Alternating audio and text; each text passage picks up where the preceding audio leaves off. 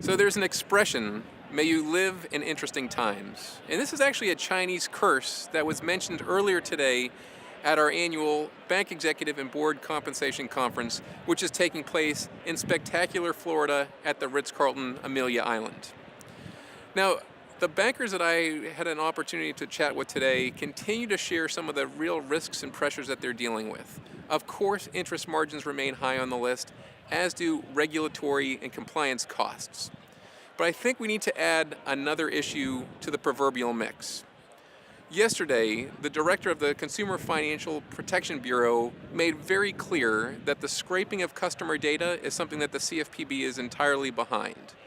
And I think that opens up a huge can of worms for many bank executives in their boards.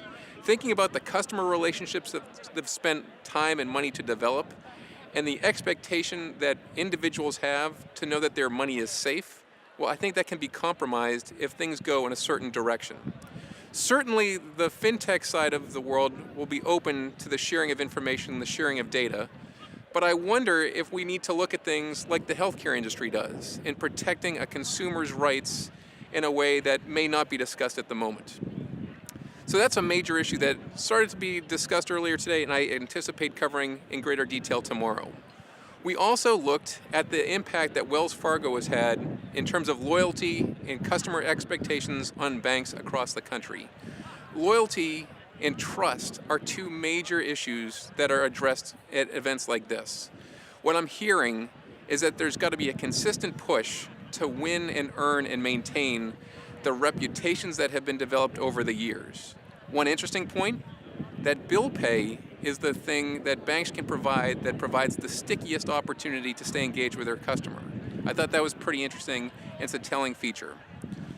Final piece that I think many of you need to be aware of is the risks that come with the big banks having access to all of these new technology companies. These community banks have an interest in an appetite to figure out who's doing some interesting work, but they know they don't have the resources, the capital, and really the people in place to bring them in to their organization. So the trickle-down effect that some have anticipated for community banks, I don't see happening.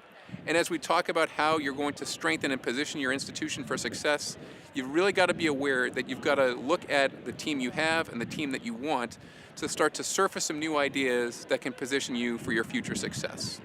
So that's what we have going on here in Florida. I invite you to check out everything we're sharing on our social networks. We're at Bank Director on Twitter, and you can find us at bankdirector.com.